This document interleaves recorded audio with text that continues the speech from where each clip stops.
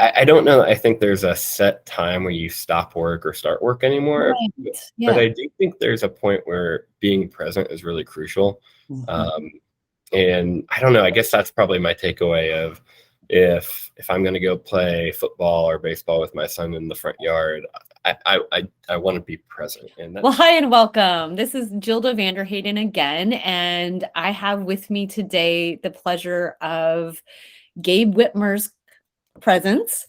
And he comes to us from First Bank Mortgage based in Chattanooga, Tennessee. He is the area manager, team leader, a awesome husband, dad, you name it. He's one of the busiest guys I know, yet he is someone who always makes time for other people. So I'm like, how does Gabe do it all? So this is I think it's our 5th episode of the work-life balance equation. And we're here to just learn from Gabe and, get an idea of how he does it all. So Gabe, maybe just fill us in a little bit more about your background. Yeah, no, I love it. So personally, I have 2 kids. I have a 6-year-old son and a 9-year-old daughter. My wife is amazing. We own 9 investment properties. My day job, which I love and I'm passionate about, is mortgage banking. We run a pretty big team based in Chattanooga. We lend all over the country, 47 different states. And then I also own a chain of coffee shops up in the Upper Peninsula of Michigan with some buddies who they run them, manage them. And so, yeah, we stay a little busy. And so, more than anything, too, I care about friendships and relationships. And I know we have a great one. And it's it's a balance of prioritizing and balancing and juggling and how many plates can you keep in the air. But no, I'm passionate about it and excited to be here. Awesome. Awesome. In terms of, and people kind of toss around the term work-life balance, work-life integration, and harmony, and sometimes I get some eye rolls. But so to those folks, do you believe it's actually possible, or are you kind of creating your own version of what that looks like for you? Yeah, listen, I think it's an active conversation. My wife would say that I have pieces I struggle. Other people would be like, "Oh, Gabe's so good at it." I think it's an evolution, right? I think the idea of an 8 to 5 consistency and then blocking things off isn't always a reality anymore. Yeah. Right? I mean, I've been reading the book, The Psychology of Money. I don't know if you've read it. I think I It's started to read it. Okay. Yeah. yeah. And so, there's a chapter that talks about it is, in the 1950s, even if you were a supervisor in a manufacturing plant, you ended at 5 or 6 and you went home and you could not take your work home.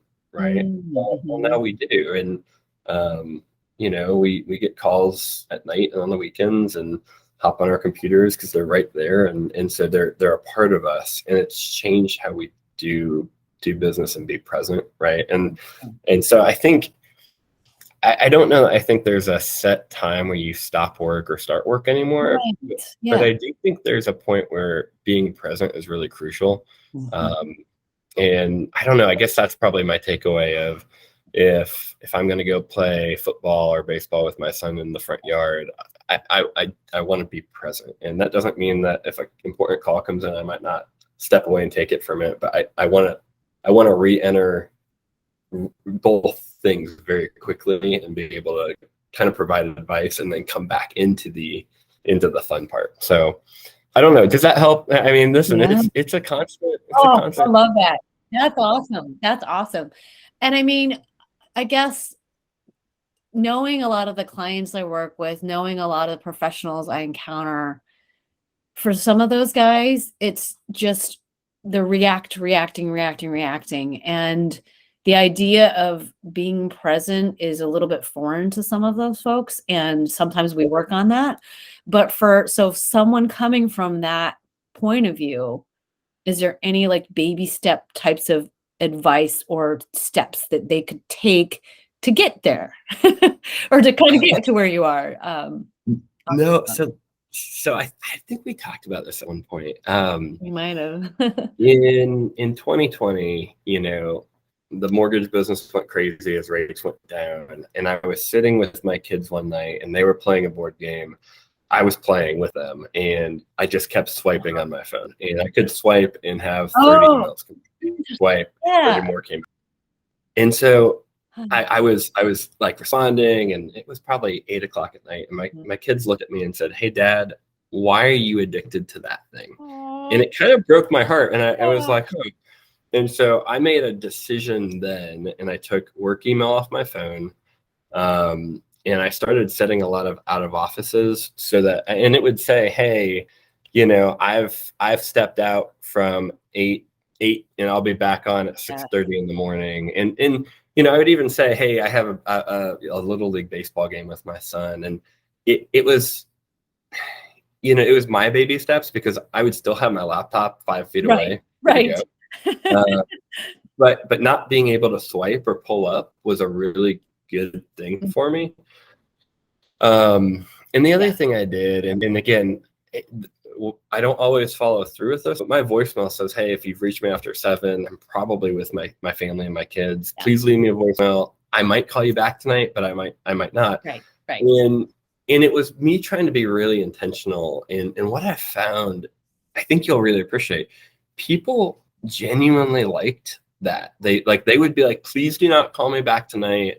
It's not Yeah. a priority," right? Or they Right. would say, "Hey, I'm so sorry, but I really do Yeah. need a call." Yes. But it really did help differentiate like urgent versus not urgent. Yeah. Um, and there's one thing, the third thing I guess we've done is my team and I have talked often of, "Hey, on a scale of 1 to 10, what's the priority level?" And Mm. so, like, Mm. today is a really good example. I had 7 calls within about 15 minutes, and I was trying to prioritize them. And so one of my guys said, "Hey, it's a 2 or 3.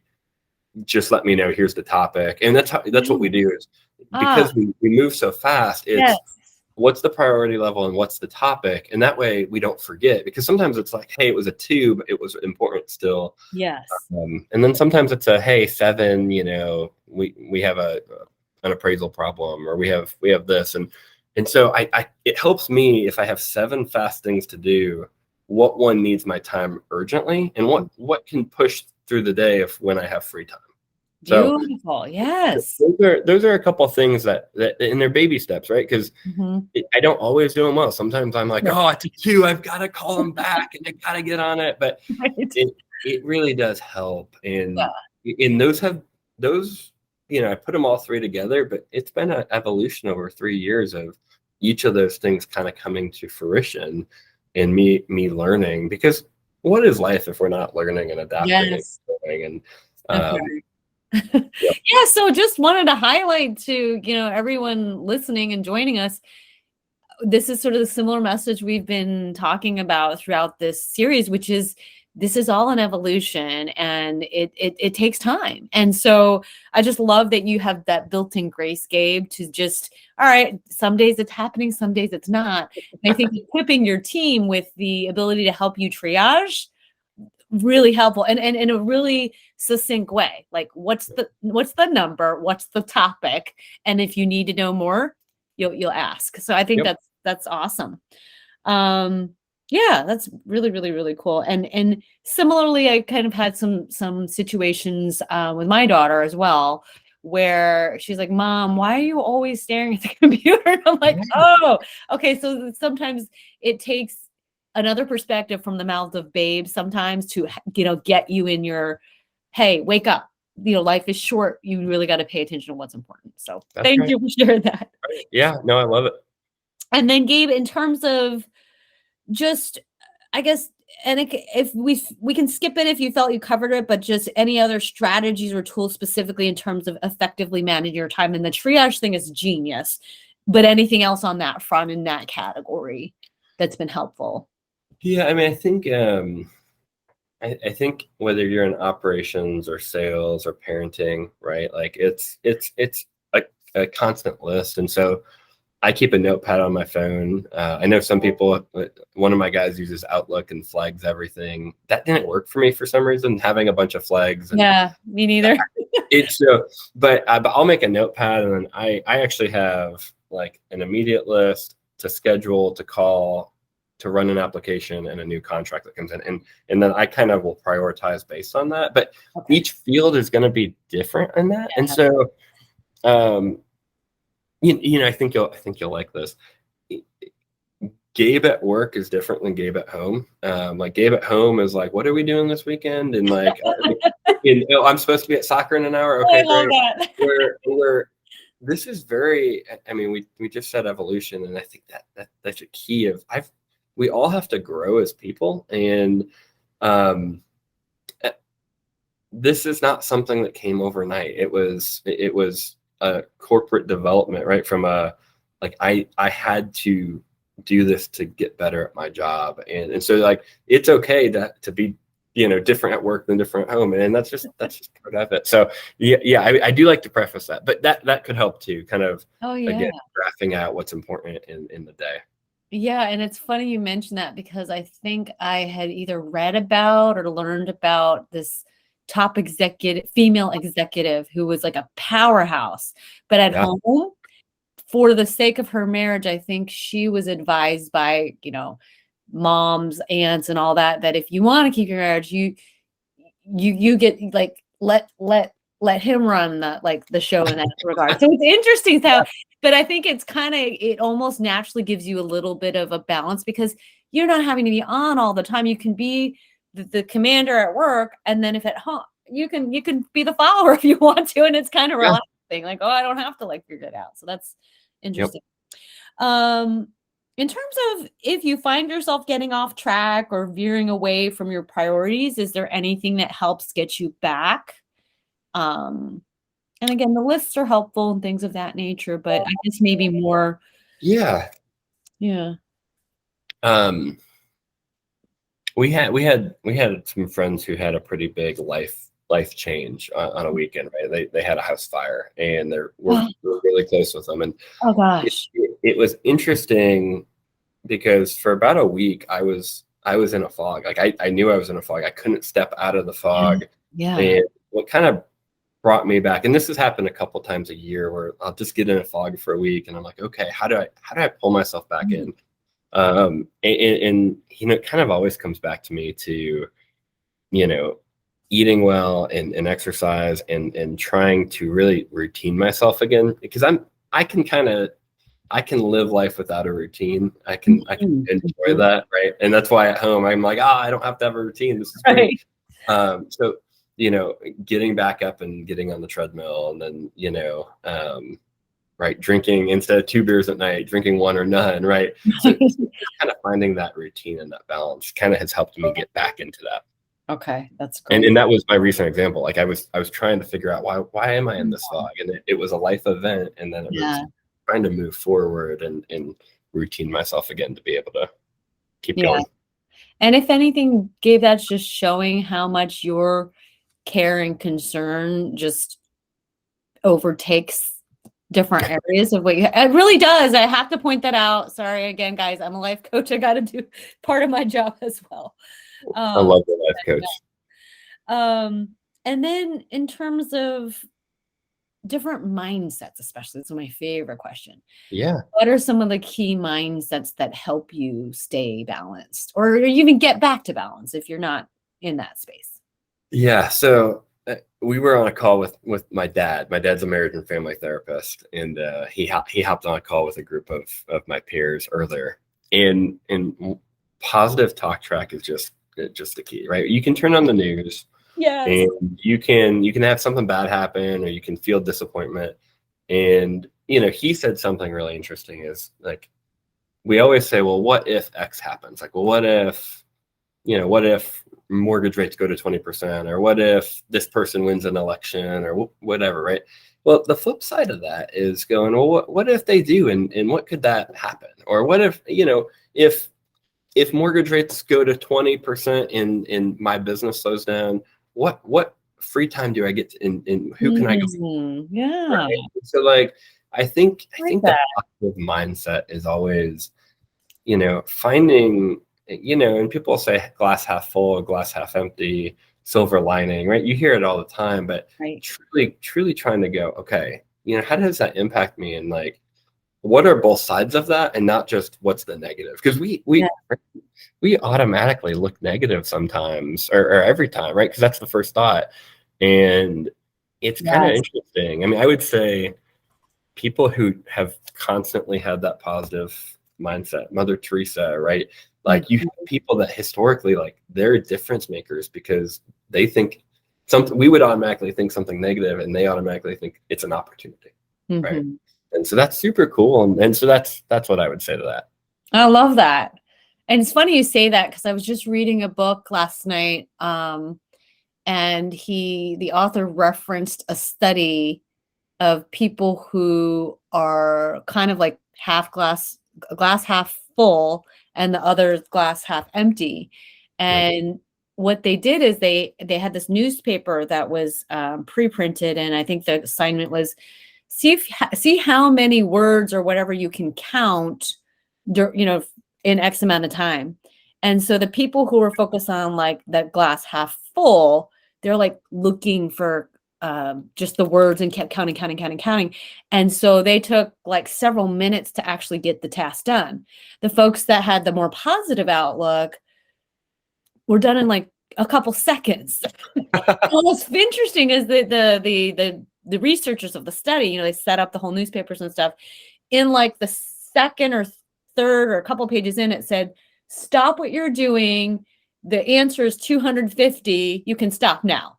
So that's how they were able to get to it. But it just was interesting because they were talking about how, the reticular activating system of the brain is just scanning for, of course, it's doing its job to try to keep us safe, which that makes Yep. sense.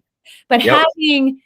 but they were saying that if you have the positive outlook when you're taking these actions, it's it's kind of activating the part of your brain that's exploratory, that's going to generate new ideas, and so that's easier for you to see it when you're in that mode versus the other negative mode. It just, you're focusing on the problem. So I Yep. just thought it was a great example. I've got to go look. I don't think I'll have to see if you reference the actual study he's just talking about it, but I'm like, that's fascinating. So Yep. If you yeah. find that, put it up. I'd like to see it. That'd be Okay. fantastic. Yeah, I'll make a note. I'll look if the book has the references. Okay. So, if there's anything you learned earlier on in regards to, this topic that you wish you'd implemented sooner, what would it be? And I guess you don't have to have a why on that, but just, yeah, if so, well, what was it? So, topic as far as time management, or topic as far as give me a. Just the whole work-life balance in general, topic. I mean, it could be really anything related, just in terms of like the thing about your kids having a moment like that. Like, to Yeah. me, sometimes I wish those not that the moment had happened, but the realization or awareness would have been a little sooner for me, like, for me personally, as Yeah. an example. So something in that area. Yeah. No, I mean, And it's always, something we're always figuring out, right, Gabe? So like, it's like at this point in time, you ask us now, it's a completely different answer if we're going to ask us like a year or 10 years from now. that's right. That's right. No, I mean, listen, I think high drive people, right? You kind of said it earlier. Well, how do people take the baby steps to get there? Mhm. I mean, I would love to go back and be able from a work life balance standpoint, be who I am today, 10 Yeah. years ago, right? Like, I would answer every phone call. I would get up off the couch and, go take the call. And again, I don't, a one priority was a 10 priority to me, right? And Mhm. so Mhm. Yeah. probably the biggest thing, like, I wish I had, I, I, I want to say perspective, but I don't think Yeah. you can have perspective I like sometimes that. without the knowledge. And you know, I guess if I could learn from examples faster, because right, if Mhm. one thing happened and I could learn from that one, that Uh-huh. would be awesome. I think for me, maybe I'm a slow learner sometimes, and then it catches up later, but it takes 5 or 10 times, and I'm like, well, why is the same thing happening? Well, because I was doing Yes. the same thing, right? Yes. And Yes. Yeah. Maybe if I could I'm adapt a learner, that. Gabe. I just had that happen to me the other day. I'm like, okay, similar kind of lesson. I'm like, obviously, I'm not learning my lesson. I have Yeah, to look at it close. that's right. That's right. Yeah. No, that's great. And the funny thing is, just even doing a couple of these interviews, what I'm noticing is every single person started not having any balance, which is really interesting. And I think a lot of it too, just to give everybody a little bit of grace, is that our society is just, it's ingrained. Like, this is how you're supposed to operate. This is what it means to be successful. And if you do anything different, something's wrong. And that's part of the problem, because we all started out that way, and like work, work, work, work, work, ignore, the other things. But Yeah. then once you realize, wait, I got to look at the bigger picture and what's important here. And Yeah. wait, we have to shift. That's not only do those learnings happen quicker, but it's also, I think, more meaningful, and they're more likely to stick, only because we've learned from our own experience. We know what it felt like Yeah. to be not balanced, and it doesn't feel good anymore. How can we fix it? So, Yep. just given that context. So no, that's great. The perspective and knowledge is a big one. Let's see. All right. Let's see, I just want to, okay, wow. Yeah, no, I guess you're very succinct with your answers. So like, it just depends on who I'm talking to. Um, and then, well, I guess just give us if you had to design like more of an ideal balance day for yourself, and you just start with a clean slate, what would that look like to you? Yeah. So yeah, I think everyone will laugh at this. Like, the problem is very few things just go in order, right? Yeah, right. And so, like, I would love to come in the morning and knock out our new applications, and then move on to our contracts, and then move on to team building. But like, what happens is I walk in, and one of my guys is like, "Hey, can I pick your brain on something?" Right. Yeah, absolutely. So, the ideal is probably not there, but I do. You'll like this. I'm gonna go back to Psychology of Money real quick. Okay. Oh, yeah. Didn't know I was gonna plug it. I hope that's okay. That's fine. Hang on one second.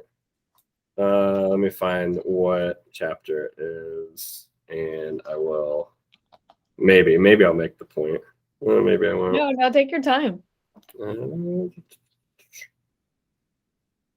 Well,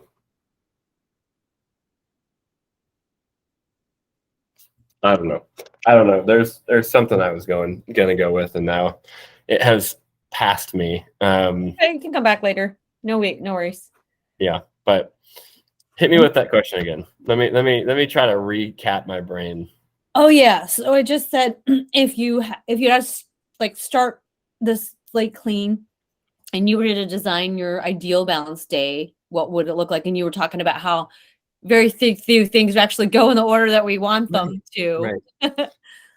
Yeah, I think just being able to adapt is great. But yeah, I mean, clean slate, I'd love to time block. And but this is it, is ultimately your time is your biggest dividend. That's what the book says. Right? That's where I was going. Yeah. And so like I guess I've had to learn how to say no sometimes. And not even say no, but say, hey, not this second. Right. Like, hey, can you do this with me right now? Well, no, but I can in 20 minutes, right? Right.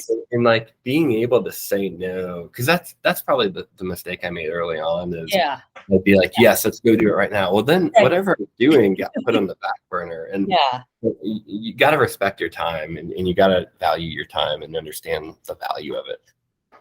Oh, absolutely. Yeah. One phrase that really kind of helps me sometimes is whatever you're saying yes to, or whatever you're saying no to, you are actually saying yes to something else. So it's like, it really is just focusing on how finite time is. And that even though it's like a seemingly, oh yeah, it's a yes. Yeah. And that just means you don't have that time to say yes to something else later. Yep. So it's interesting. And one thing that came to mind, that just to share with you, Gabe, if it's helpful, because I know even just working with you that you're so caring, and I love that you'll like drop whatever you're doing to like help people, because just that's kind of who you are. Yeah. And I have clients that kind of are similar in that way. And for them, it's not like some of the issues are more that if they don't say yes, then that means they're not helping or they're not being like a good person or whatever. But Right. one of the things I read, I forget which book it was, but it was a cool idea that I'm like, oh, maybe you could try it. It could work. Is like there is a manager that basically set aside time for his team individually. And unless it was like, I don't know, maybe you can use your rating system. If it's a 7 or higher, and Yeah. it's higher, obviously, yeah, come to you. But other than that, here's my allotted time where you're getting full Gabe time, no Yeah. interruptions, but really for me to like do my job best and help our clients and support you guys, Yeah. I have to have this block time. And just like you did with your emails, with the communication, similar kind of thing, but with your team of like, I'm just going to do this time blocking thing. And with some of my clients, I'll just have them do it, start with once a week, and then they can add it. And then as people get used to it, you get used to it. The time blocking thing is definitely possible, but you just, again, the intention. Yeah. So that's Yeah. something I that love that. could I be think that's fantastic. helpful. Yeah. Um, yeah. And then just in terms of, I guess, giving us some color, and I know you're always just so fun to be around, but like, what are the kinds of things that you enjoy doing when you're not working, and how do you create time to do it? Yeah. Because I know you guys have like gone on trips together, but you're like, okay, I'm getting stuff done in the office, but then like, okay, I'm leaving, I'm having fun. Like that's like he's got it together. Yeah. So, right, being a couple of years ago, we started looking and we were like, okay, how do we create experiences? And I think there was a push back in like 18 and 19, where like everyone was like, okay, instead of buying Christmas gifts, Yeah. just Christmas gifts, like let's take a trip. And you started to see that, and then COVID hit, and you couldn't go anywhere, and you couldn't do anything, and we were all locked down.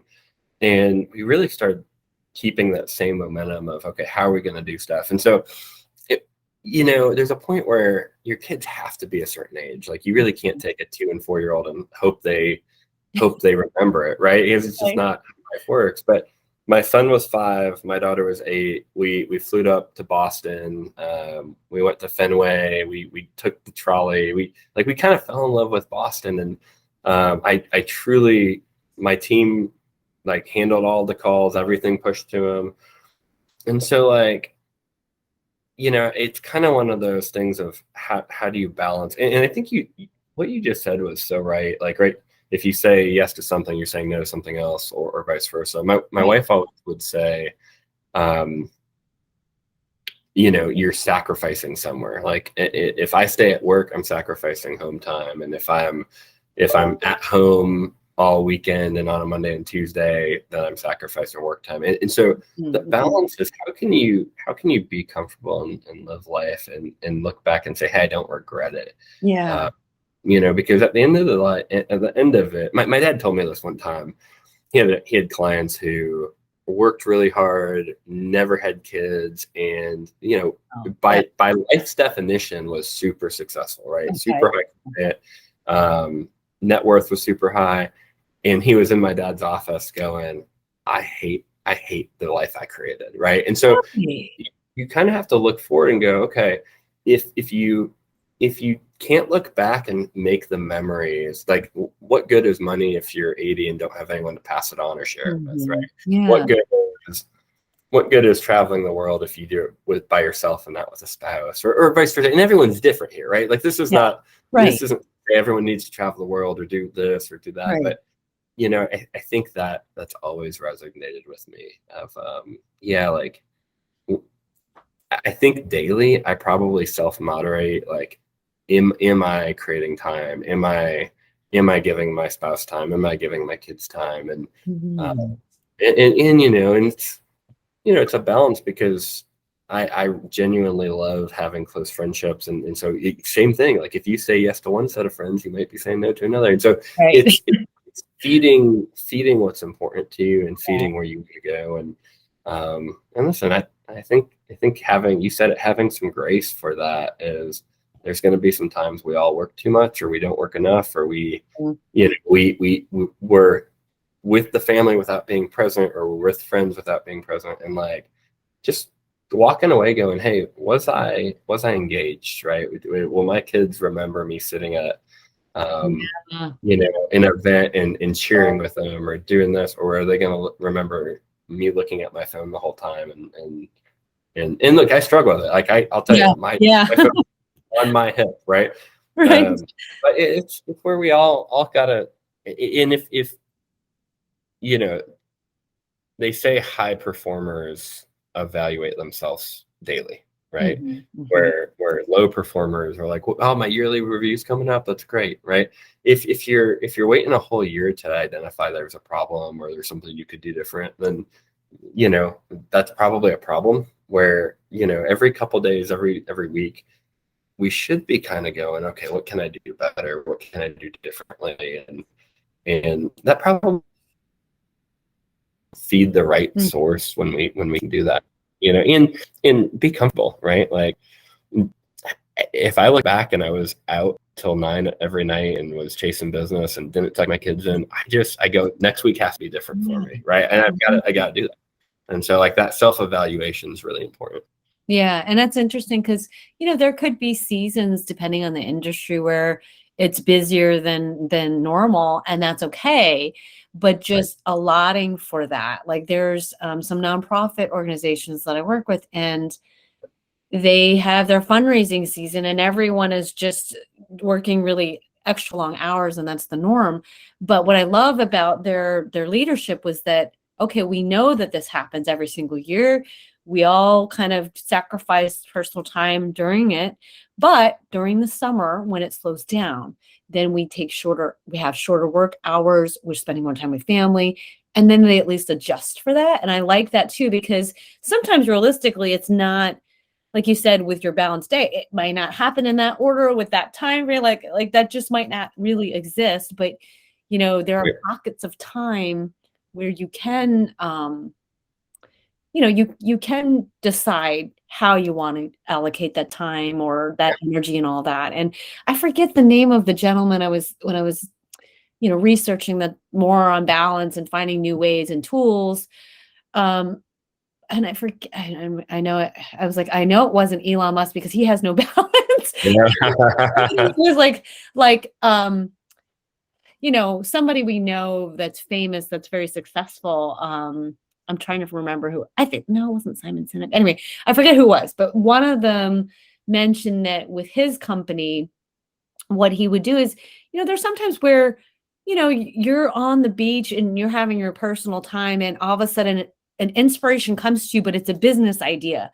Well, he's not going to say, well, I'm on my personal time right now, I'm not going to be writing down a business idea. He's going to do it there. Or there are times when, the opposite happens. You're at work, but something personal comes up, like a friend or family needing your support. So you do need to drop stuff and just be there. So it's kind of like a dance, and it's not perfect, but I just love that people who are generally intentional with how they're allocating that time is just super, super valuable. And you, like you said, you feeding what's important to you. That reminds me of that wolf analogy. Like what are you actually feeding? It's the wolf that, that's the wolf that's going to grow stronger.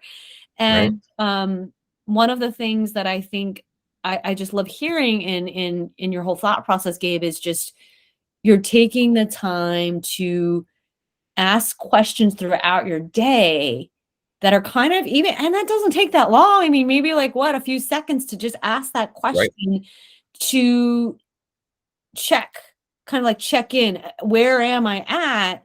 Whether it's with your family, with your coworkers, with your client, are you engaged?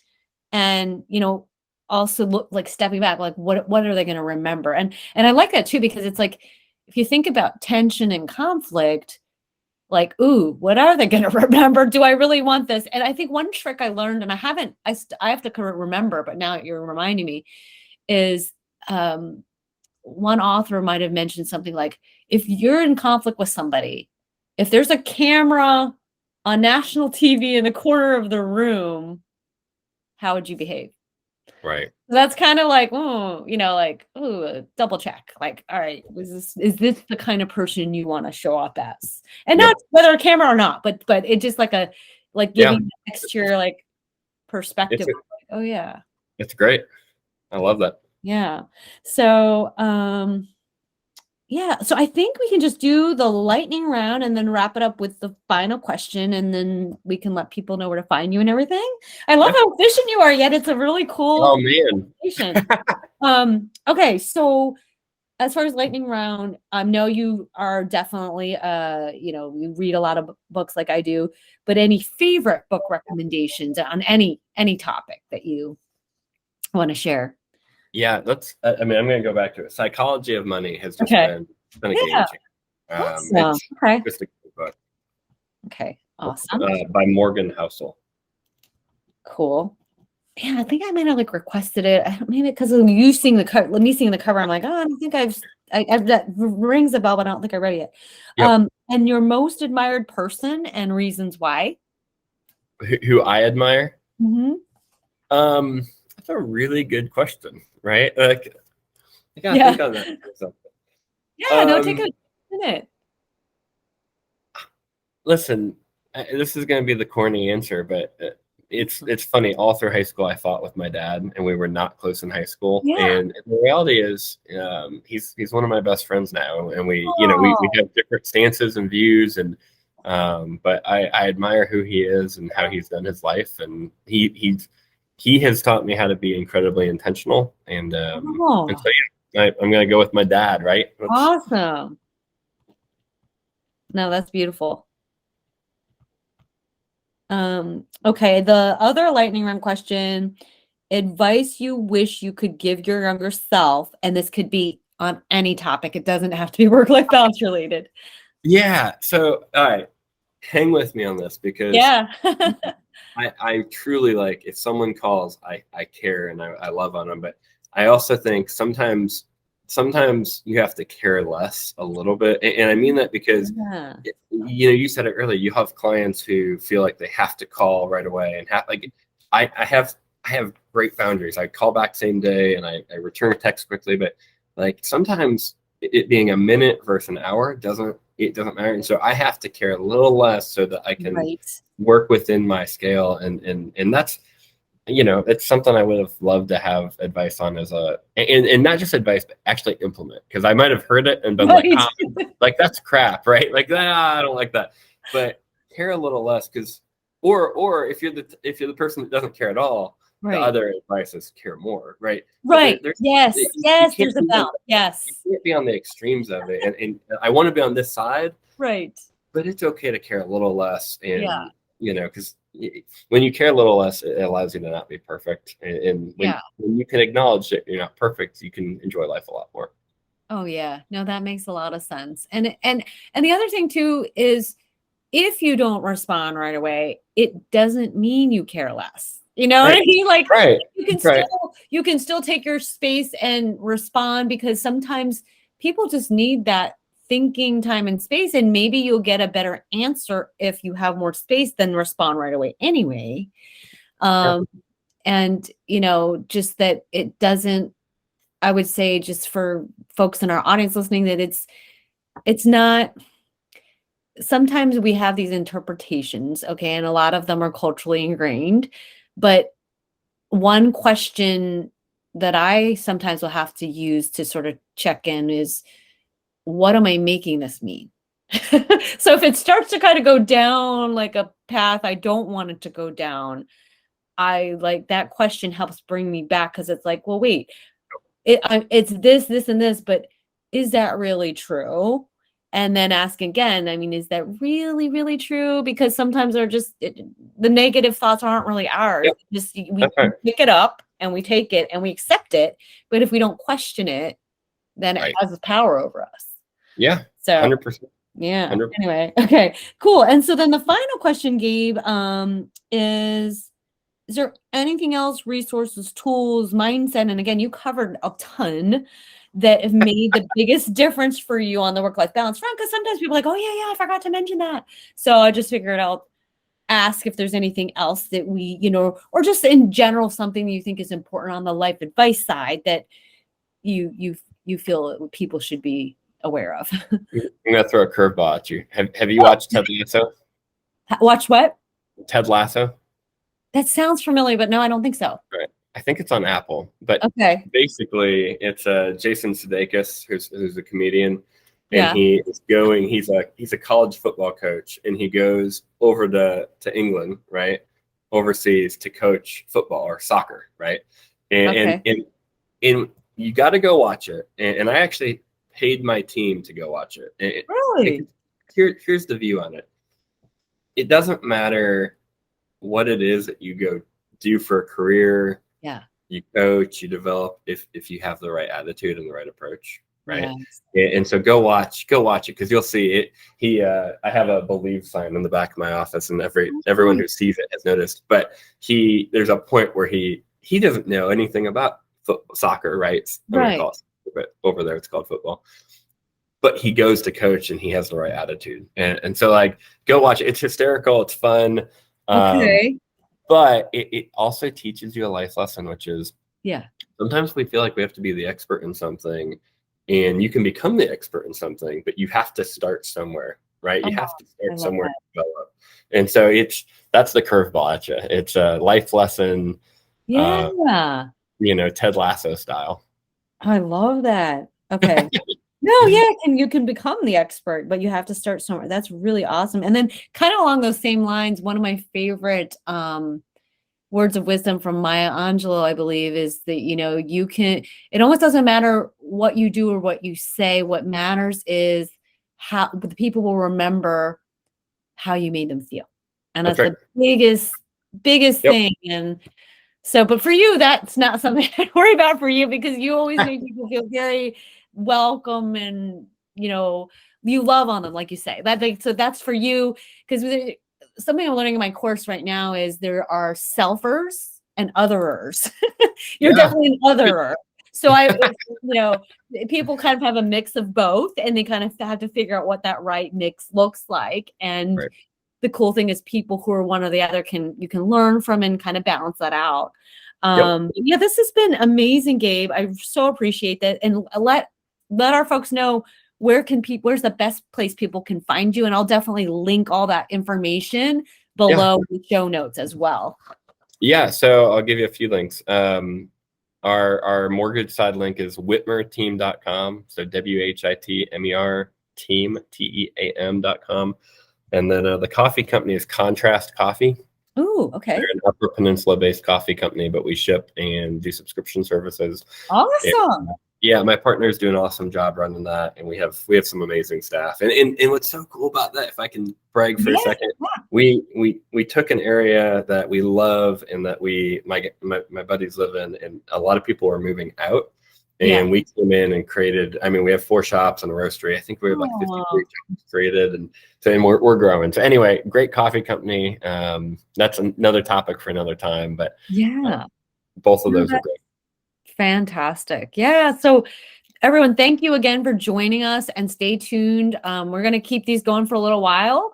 And I so appreciate you guys joining us, and Gabe, again, really wonderful insights, experience, wisdom, and just you've always got a heart of gold. So just nice to see it again on camera and connect again with you. It's always so much fun. And again, we'll put everything in the link below, and make sure everybody checks out some of the other free resources that we have on, the nonprofit path, the free guide on how to focus on your priorities and your daily happiness formula, that 1-pager to kind of give you that boost. So thanks again, and we'll see you all in the next episode.